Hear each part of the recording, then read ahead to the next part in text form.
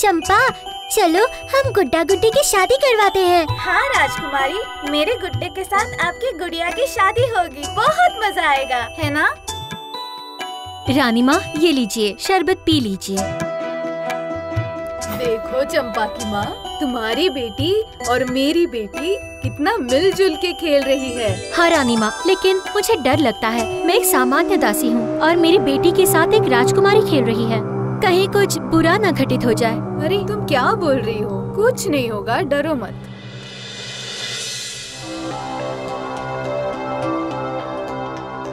प्रणाम महाराज, मैं आपके लिए एक बुरी खबर लेकर आया हूँ। बोलिए, क्या खबर है? एक ऐसी बीमारी आई है जिससे सारे राज्य के लोग बीमार पड़ रहे हैं। महाराज, राज्य में सभी को बुखार आ रहा है, पता नहीं क्यों। लेकिन क्यों? राजवैद्य क्या कर रहे हैं? वो कहाँ है? माफ करे महाराज, मैं आ गया।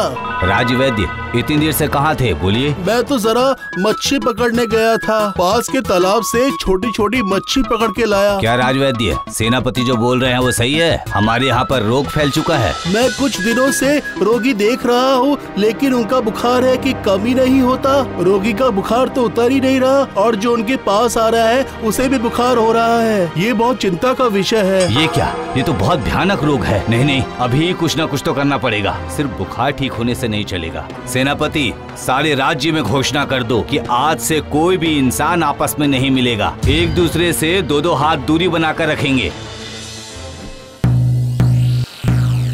सुनो सुनो सुनो, राजा जी का हुक्म है कि कोई एक दूसरे से मिले नहीं। 6 गज की दूरी जरूरी है। कोई इकट्ठा खड़े ना रहे, सब अपनी जगह से दूर खड़े रहे एक दूसरे से। ऐसा राजा का फरमान है।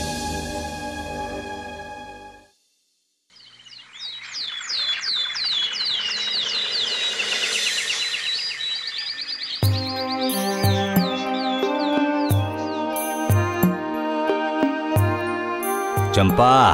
प्रणाम महाराज। सुनो, आज से महल में बाहर के लोगों का आना मना है। तुम राजकुमारी के साथ खेलने मत आना, समझी? लेकिन क्यों पिताजी? चंपा और मैं तो हमेशा ही खेलते हैं। नहीं, आज से ये सब बंद करना होगा। नहीं नहीं पिताजी, चंपा को आने दो, मुझे उसके साथ खेलना है।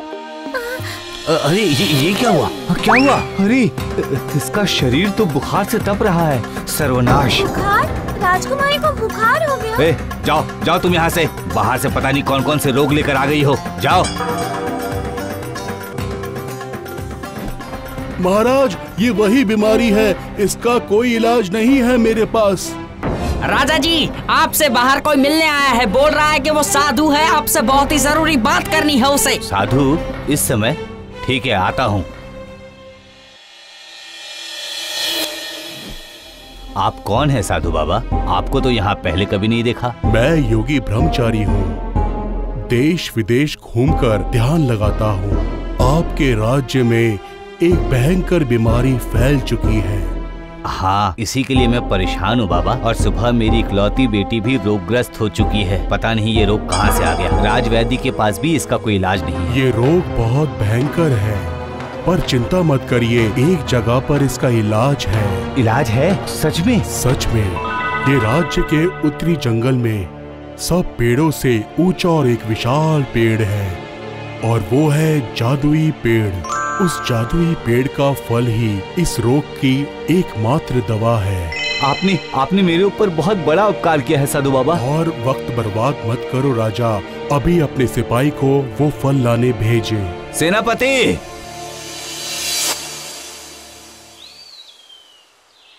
सबसे बड़ा पेड़ कहाँ मिलेगा मुझे?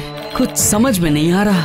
चलते चलते मेरी टांगे टूट गई, लेकिन पेड़ नहीं मिल रहा मुझे। वो रहा, मुझे वो लंबा पेड़ दिख गया है। यही है वो पेड़। फल इतनी ऊंचाई पे है तो मैं इसे तोड़ूं कैसे? इस तरह से तुम्हें मेरा फल नहीं मिलेगा। ये क्या? जादुई पेड़, क्या तुम बात भी कर सकते हो? मैं कर सकता हूँ, मैं सब जानता हूँ। तुम मेरा फल क्यों लेने आए हो, ये मैं जानता हूँ। हाँ तो दो, मुझे फल दो, दे दो। मैं तुमसे 3 पहेलियाँ पूछूंगा। अगर तुमने इसका सही सही जवाब दे दिया तभी तुम्हें मेरा एक फल मिलेगा। एक ही फल? ठीक है, तो मैं एक ही फल से राजकुमारी को ठीक कर दूंगा। बताओ तुम्हारा सवाल क्या है? सागर की गहराई में जो रहता है, माँ के छूने से ही वो मर जाता है। ये क्या चीज है? क्या समंदर? नहीं, इसका तो मुझे नहीं पता है। ठीक है। दूसरी पहेली बूझो तो जानू। हाथ नहीं है, पाँव नहीं है, फिर भी देश विदेश घूमता है। उसकी कमी के कारण लोग भूखे मर जाते हैं। तीसरी पहेली, जिसका कर्जा चुकाया जा सकता है लेकिन माता पिता के अलावा इसका कर्जा नहीं चुकाया जा सकता। बताओ वो कौन है? सोच समझ के ही जवाब देना, समझे?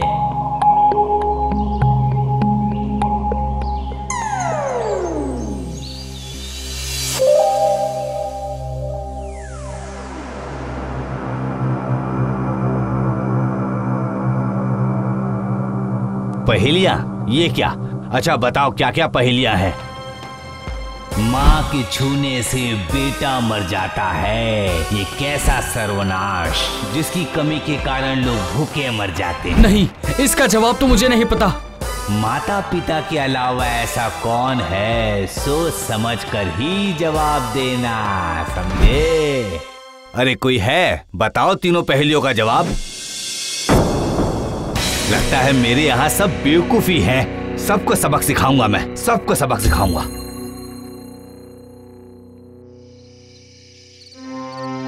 मुझे इसी बात का डर था। वो बड़े अमीर लोग हैं। अगर उनकी बेटी को कुछ हो जाएगा तो तुम पर ही नाम आएगा। देखा, मैंने जो सोचा था वही हो गया। लेकिन राजकुमारी तो बहुत अच्छी है और उन्हें सही करने का उपाय सिर्फ मुझे पता है।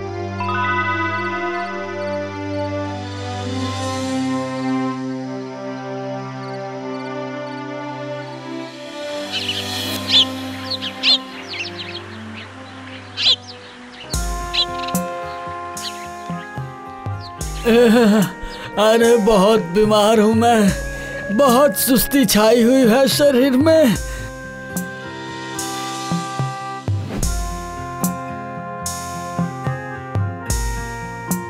प्रणाम महाराज, मैं राजकुमारी को सही सलामत करने आई हूँ। मैं जाकर उस जादुई पेड़ से फल लेकर आऊंगी महाराज। अरे तुम तीनों पहेलियों का जवाब दे पाओगी ना? कर लूंगी, मैं कर लूंगी महाराज। आप बस मुझे एक बार अनुमति दीजिए, मुझ पर विश्वास कीजिए। ठीक है, जाओ।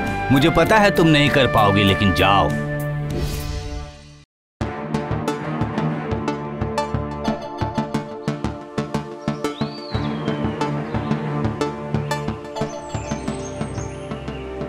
बताओ पहले पहेली का जवाब। सागर की गहराई में जो रहता है, माँ के छूने से ही वो मर जाता है, ये क्या चीज है? इसका जवाब है नमक। बिल्कुल सही जवाब। अब दूसरी पहेली। हाथ नहीं है, पाँव नहीं है, फिर भी देश विदेश घूमता है। उसकी कमी के कारण लोग भूखे मर जाते हैं। इसका जवाब है मोहर या पैसा। हाँ, बिल्कुल सही जवाब। अब आखिरी पहेली। जिसका कर्जा चुकाया जा सकता है लेकिन माता पिता के अलावा इसका कर्जा नहीं चुकाया जा सकता। बताओ वो कौन है? सोच समझ के ही जवाब देना, समझे? इसका जवाब तो है वैद्य जी या गुरुजी। इनका ऋण हम कभी भी नहीं चुका सकते। वाह वाह वाह वाह वाह, तीनों पहेलियों का जवाब तुमने बिल्कुल सही दिया। क्या हुआ चंपा, तुम अभी तक यहाँ खड़ी क्यों हो? हमारे राज्य में सबको ये बीमारी हो रही है। एक फल से तो सिर्फ राजकुमारी की सेहत ठीक होगी, बाकी लोगों का क्या? जादुई पेड़, आप मुझे और भी पहेलियाँ दे दीजिए, मैं सबके जवाब दे दूंगी। वाह, इतनी छोटी बच्ची का इतना बड़ा मन। नहीं बेटा, अब और पहेलियों का जवाब देने की जरूरत नहीं है। तुम्हें जितनी जरूरत है उतने लेकर जाओ।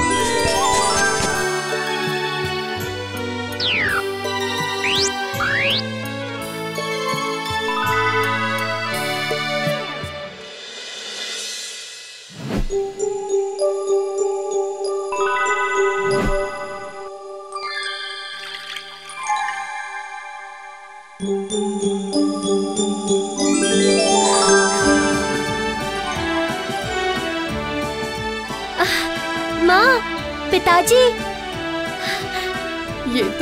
ये तो चमत्कार हो गया। मेरी बेटी ठीक हो गई। चंपा, मुझे माफ कर दो बेटी, मैं तुम्हें नहीं समझ पाया। तुमने राजकुमारी का जीवन बचाया, इस राज्य को बचाया। तुम्हारा ये उपहार है। आज से तुम भी मेरी बेटी हो। आओ बेटी, मेरे पास आओ। जय चंपा की जय। जय चंपा की जय। जय चंपा की जय। चलो चंपा, हम खेलने जाते हैं। सही कहा आपने। चलिए राजकुमारी, खेलते हैं।